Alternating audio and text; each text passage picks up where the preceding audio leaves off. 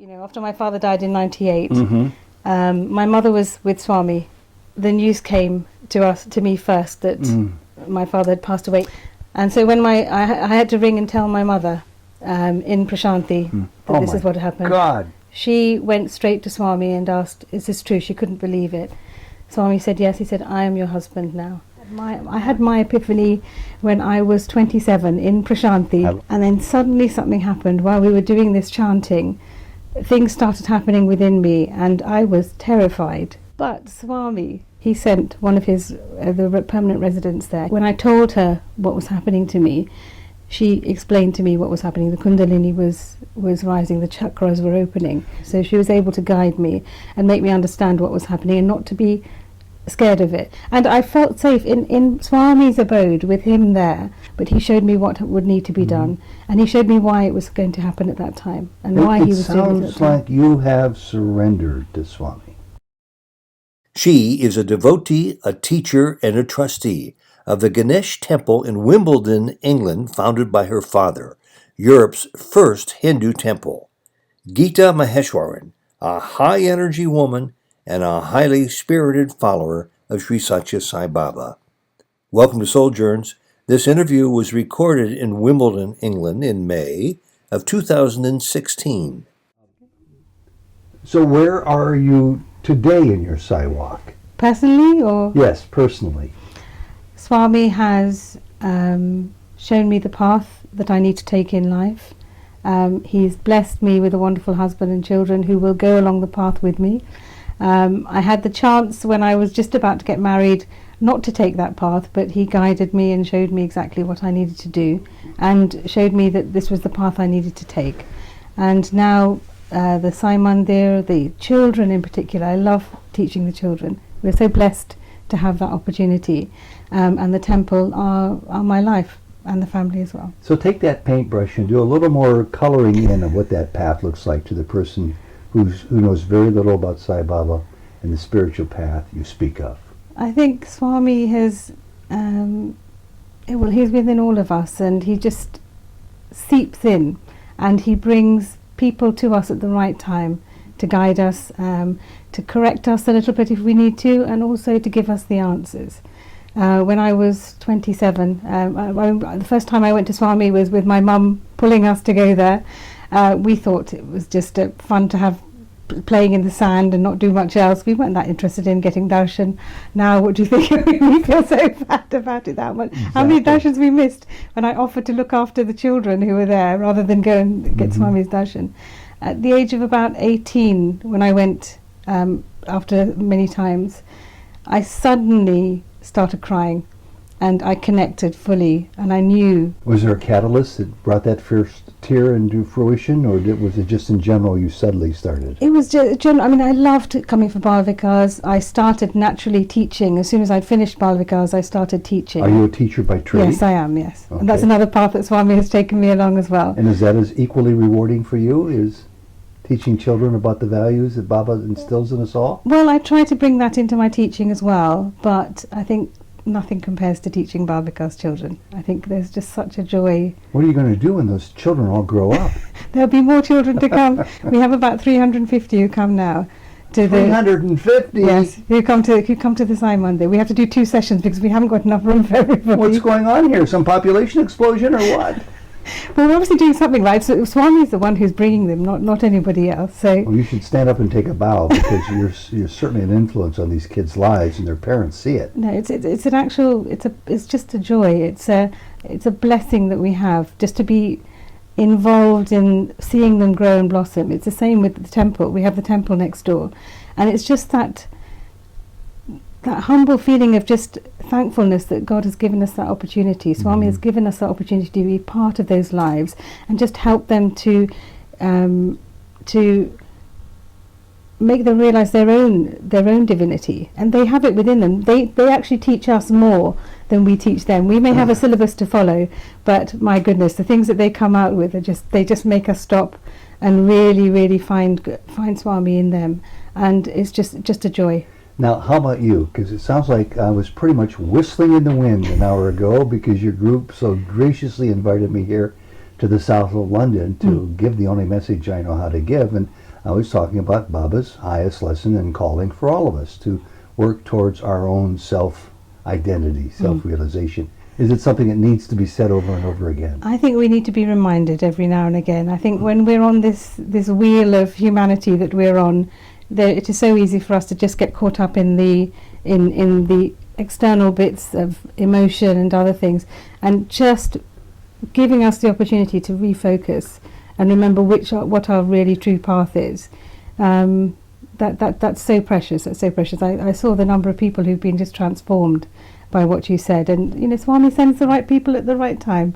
So we obviously needed you here. I wasn't quite sure if they were hearing my accented English that was a little harsh on the ears, or maybe the message was, because I meant what I said actually at one point. My only disappointment is that this is one critical area that Baba has an interest in that we pursue, the path to self-identity, self-realization, that I don't hear a lot of talk about among the adults. What do you suppose it is that helps us to think about maybe that's too lofty of a goal to try to reach in this lifetime, or should we spend more attention on seva? Maybe that's more important. I think seva and bhajans, the devotional aspect of it, is the part that appeals. We have the same in the temple, that you draw the people in through music and through actual action. But along that way, you can in Hinduism we say that there are many different paths to God. One is karma yoga, where you don't even need to come to the temple and pray. You will realize your true self through helping humanity, through selfless service. So it is a case of, as Sai centers, we're here to just provide all the opportunities that Swami has given us and to spread that to more and more devotees. But whichever path we choose, we're lucky because we have almost a pick and mix in the Sai centers. We have a little bit of everything, which is great. And then we focus on what the aspect that actually draws us. But the main aspect is actually surrender. If we surrender to him, he'll show us the path that we need to take. Again, speak English. What does surrender look like to you if I were to try to describe what you just said to somebody who's never heard of Baba before?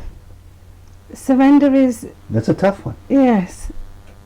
I think it's letting go. I think it's a case of opening your heart and saying, Swami, you know what is right for me. Even if I may be struggling on a path which is not right for me, but you're the one who will tell us the right way to go. And the issue is that he will always he'll send somebody at the right time. When I had my epiphany when I was 27 in Prashanti. I love it when people use that word. You had your epiphany. But it was truly. I had fallen in love. I was just about to get married. My parents had arranged it. I was very fortunate that I fell in love with a person as well. And we went. Because that doesn't always happen. Well, with Swami it always does anyway.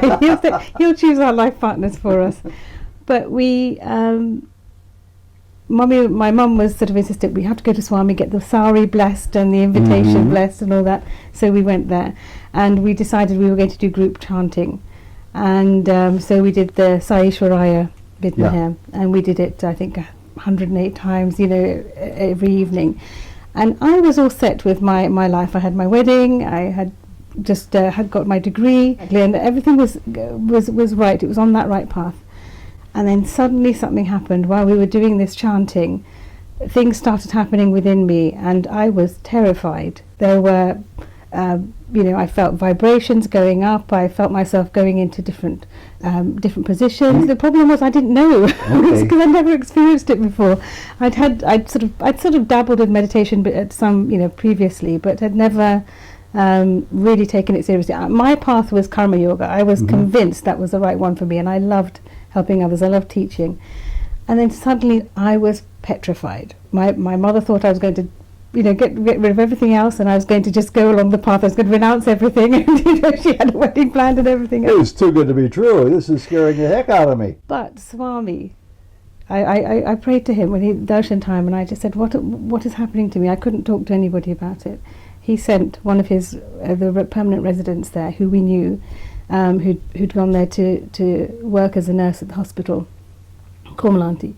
And when I told her what was happening to me, she explained to me what was happening. The Kundalini was rising, the chakras were opening, and I had no idea what was happening to me. I had always thought that meditation was a very self-centered thing, and I shouldn't have been doing much. I'd sit down. No judgment there. No, exactly. I thought karma yoga, right? That's the outward looking, serving others. That's the thing to do. And all this was happening to me, and I didn't know what to do, but Kormal Auntie and helped me through and made me understand what was happening. And Swami in his darshan, he showed me the forms that need to be done, and he guided me along that path, and he showed me the path that I needed to take, the path I could take if I wanted to, at whatever time I decided to in my life. This lady who was one of the permanent residents there, she had studied, she'd done meditation for many, many years and had gone through this process, so she was able to guide me and make me understand what was happening and not to be scared of it. And she was quite convinced she identified it correctly, yes, and what you were going through. From what had been happening to me. And I felt safe in Swami's abode with him there. Sure. I felt his, I was safe in his hands. I knew that he was showing me what would happen in the future when I chose to take that path. I had felt it wasn't the right thing for me to do at that time, at that age, but he showed me what would need to be done, and he showed me why it was going to happen at that time, and why he was doing it at that time. It sounds like you have surrendered to Swami, but it sounds like you were pulled into this and through it. With Swami there, I think Swami he revealed what needed to be revealed, and he made me understand that I could take that path when I wanted to. I had maybe in a past birth I had fallen off that aspect and had to experience what was happening here, but I had his strength was there to show, it will happen when it happens, and it will happen when I need it to happen. Just a few more brush strokes shading in what that experience was like that startled you to your core. For me, the first time it happened was during darshan time. It actually happened to me once before when I was much younger, when I was about 12 years old. I was doing, we had a magazine called Sai Children, which was the first magazine for children, for Sai children we had done, and I was typing away on this little automatic... You were a 12-year-old editor? Or what? Yes, I was the only one who could do that. So all the children had done little articles from our Bal Vikas classes, so I was typing away. We had a deadline to go for the next day, and we were going to be photostating it the following day. So I stayed up most of the night doing this. And I suddenly felt this tingling in my back and rising up my back, and I was terrified. I didn't know what it was. I moved position, nothing happened. I ran into the prayer room and asked Swami, please, I don't know what's happening, please stop it. And it stopped. But then when I was 27 to Prashanti, it happened. From 12 to 27. Yeah, and I carried on his path.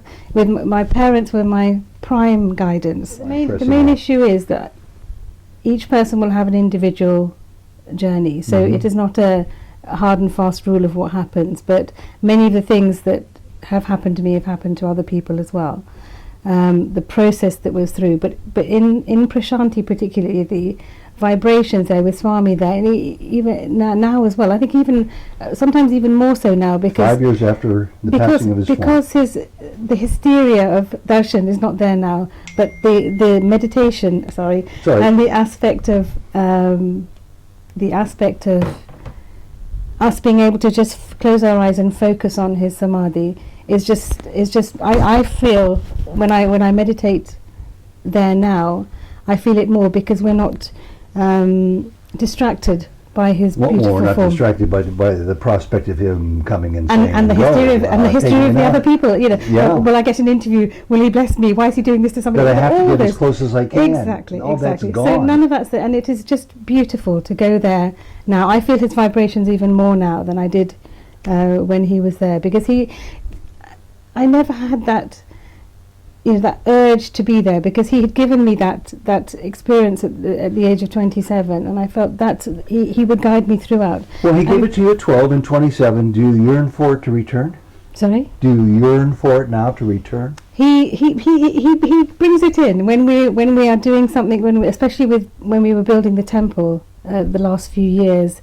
There were times when we came up against such obstacles, but I would feel it vibrating here or in certain aspects. I knew if it was the right thing to do. So he always guides us. Let me ask you a question that might be well thought of as the most challenging question you've ever been asked in your lifetime. And it has to do with that. Yeah. Your joy, your humor, your lightness of heart. Am I looking at somebody who might be considered, I know you would never consider this yourself, but others might consider to be a realized being? Come on now, that's not a fair way of answering it. No, I have found my connection with Swami, and I know that he is there to guide me throughout. Mm-hmm. Sometimes if I make the different decisions, it's because I haven't tuned into him. Mm-hmm. But I know that if I live his teachings, and he will tell me inside. We've come across many issues, particularly in the last few years after his going. But I know that if we follow his teachings, if I follow his teachings, he will tell me inside. You listen to that voice inside, and you know, whatever anybody else will say, if something is right, it is the right thing. If something is wrong, we have to have the courage to stand up and say it's wrong To others. Yeah, despite in spite of. If they are friends or anything else, if you know that something is wrong, Yeah. you have to say it.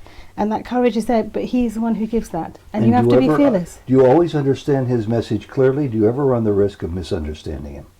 If you do it heart to heart, no, Mm-hmm. you won't. But his teachings are so beautiful and so simple, and he will give you the guidance. If you listen, if you open your heart and listen, then he will always give that guidance. Is he smiling right now because of the great job you're doing? Well, he's the one who's speaking this, otherwise it wouldn't come out. So. What else do you want to tell us? Because I promised I wouldn't keep you too long, and it's late at night. You have a great center here. What town are we in? What suburb? Or what? This is Wimbledon. So Oh, this is Wimbledon. Yes, so we have something There's more something than the here tennis. More than tennis. Yes, yeah. very much Something so. here much better than tennis. Well, this is going to be more lasting anyway. This is we're in the first fully consecrated Hindu temple in Europe, and also the first Really? the first purpose-built permanent mandir to Swami in Europe. Did he allow that? Yes, he did. He was there from the beginning. He wouldn't say yes to people requesting to do that in America very often. Well, he did it. He did it for my father and mother in December 1979. He must love them very much. I think so. Yes. I think. Well, they've been great parents to me and my brother and sister. So I think. And so the last couple of minutes of yours, you can say carte blanche, anything you want. Well, it's about again, it's about surrendering to Swami. Mm-hmm. This temple and this mandir were built only because of his blessings, Oh, wow. and through my mother and father as instruments of him. In December 1979, he took my father into. He called my father into an interview.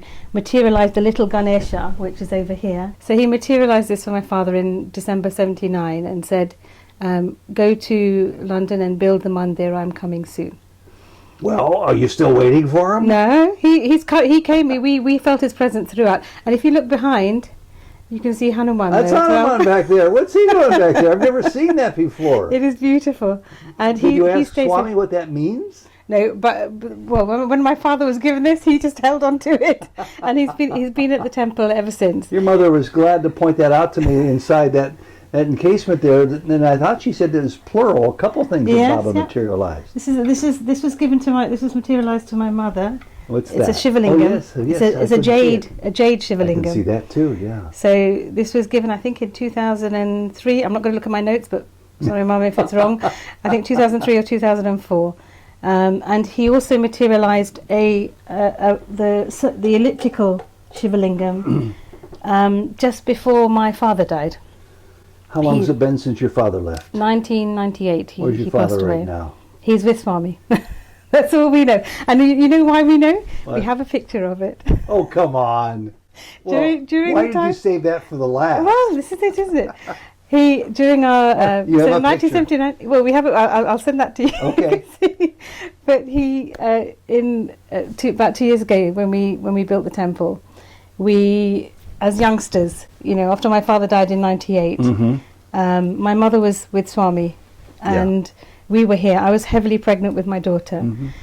and the news came to me first that my father had passed away. He was in India arranging the Stabadis to come to do the actual So sculptures. this must have been a sudden death. In a car crash with a drunken driver on the car other side. crash with a drunken driver. And so when I had to ring and tell my mother in Prashanthi that Oh this my is what happened. God. She went straight to Swami and asked, "Is this true?" She couldn't believe it. Swami said, "Yes." He said, "I am your husband now." I am your husband now. And he had materialized this lingam for her, and he had said the Sai Mahima group, the children, the group, the drama group that we take every 2 or 3 years, we taken to Swami. Such a blessing. That was the most incredible blessing we had, taking hundreds of children to Swami to do a dance program there with him. And the blessings we got with that just transformed many of the children who are now youth here. And I think that's the reason why they do so much for him, and they are still so connected with him. But at that time, he's in his interview with her and with the rest of the group for the Sai Mahima, he kept on saying, everything happens for a reason. Everything happens for a reason. And when this happened, I mean, we were in shock. But what Swami did, which was just the most joyous thing, we were in pieces here. You know, he was a central person who ran the temple, who was our family, you know, of course, the center of our family. Course. He, Swami sent one of a person that we knew who was a permanent resident there, Dr. Pubaraja's wife, who I think was head of security at that point in time. He sent her with my mum to find my father's body and to bring the body back here. And for us, you know, us trying to organise all the paperwork here to get my father's body back, he would go and during darshan time, he would ask Dr. Pubaraja, have they reached the airport yet? Have they done this? Baba would. Yes. And so Dr. Pubaraja would ring us and tell us, and that kept us going. The fact that our Lord was asking these questions during during darshan time just kept us. We were young, we were so young then, and we were just trying to keep the temple together and everything else. That just kept us going throughout. And so, and most important thing was our Sai family here, who we had grown up with. They wrapped us in this blanket of love. They did everything for us. They came, they brought food, they did the ironing for us, they organised the funeral, everything, so that we as a family could just get over this terrible shock that we had. But Swami's words of everything happens for a reason kept on echoing in, and his connection, his asking each time, has she reached the, what is happening now, just kept us Geeta, it's been together. a long time, 1998. How much do you still miss your dad? His picture is downstairs, and every time we see him there, we know he's still here. He's here. Swami is here as well, so we know the two are together. And I said about that little thing about we know that they're together. When we were building, we had to reconstruct the whole of the temple. So we raised the Mulastanam, Yes. inner sanctum, and we were building it again. And I was just sitting down one time, and one of the other management committee took a photo of me sitting in a similar pose to what my father. We've got a picture of my father doing the same, with the Mulastanam there. And when he sent me the photo and we looked at it, you can see Swami there with my father. We were convinced it was definitely him inside the Mulastanam. Just it was some sort of mark on the thing, but it was Swami. You could see my father kneeling at his feet in Prashanti, so we know he's there. Oh, that's great. So where is Baba? He is with all of us. He is within us. He is around us. We feel his presence always in the mandir, in everything that we do. And he just keeps on reminding me by having that little tingling when it needs to happen. And you see it mostly in the faces of the devotees who come and serve here. They don't do it for any other reason apart from love for Swami. So he is in love. He is love. Boy, I see him and feel him and know of his presence in you. So thank you very much. Sai. This has been wonderful. Sai. Jai Sai Ram. Sai.